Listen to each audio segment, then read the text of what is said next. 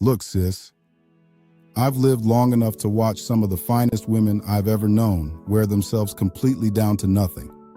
Not because they weren't worthy, not because they weren't beautiful, but because somebody convinced them that performance was the same thing as presence.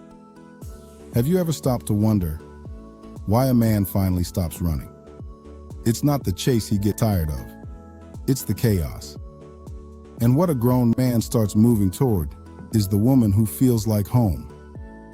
Now, when I say home, I'm not talking about a building. I'm talking about a feeling, safety, ease.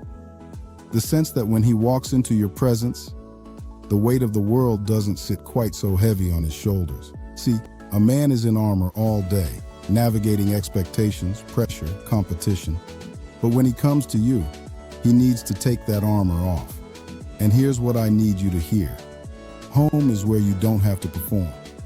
If every conversation feels like an evaluation, that's not home. That's an office. And nobody wants to live at the office.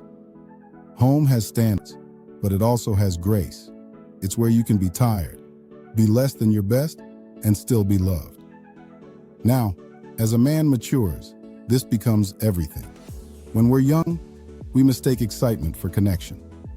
But as life puts weight on us, that same excitement starts to feel like exhaustion.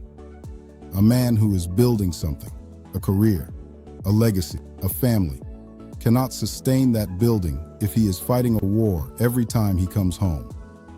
When he is with a woman who brings genuine peace to his life, he doesn't just feel comfortable, he feels capable. He feels like the best version of what God designed him to be. Some of you have been told that soft means weak, that if you lay down your edge, somebody will take advantage of you. But softness is not weakness. Softness is power in its most refined form. It takes far more strength to remain at peace than it does to remain at war. And the right man knows it the moment he meets her. So let me give you the part you actually came for. First, you cannot pour out what you do not have. You cannot be a sanctuary for someone else if your own internal house is on fire. This is not about becoming a doormat. Let me say that clearly. This is about cultivating so much genuine peace within yourself that it becomes your natural overflow.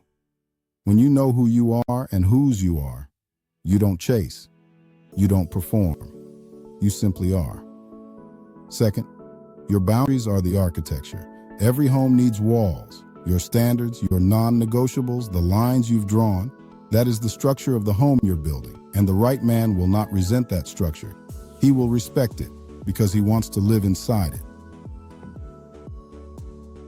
Third, and this is the deepest one, a woman who feels like home is a woman anchored in something bigger than any relationship. The women I've watched carry themselves with the most grace and dignity all had one thing in common.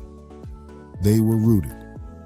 Their worth was not determined by whether a man chose them on any given day. And when a man meets a woman anchored like that, it doesn't push him away. It draws him in, because he's not carrying the weight of being her everything. He can simply choose her freely.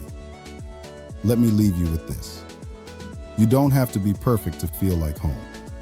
You just have to be at peace with the woman God made you to be. Honestly, humbly, faithfully in process, and the right man will recognize that peace the moment he walks into the room. He won't be able to explain it. He'll just know that something is different about you, that being around you makes him feel like he can breathe.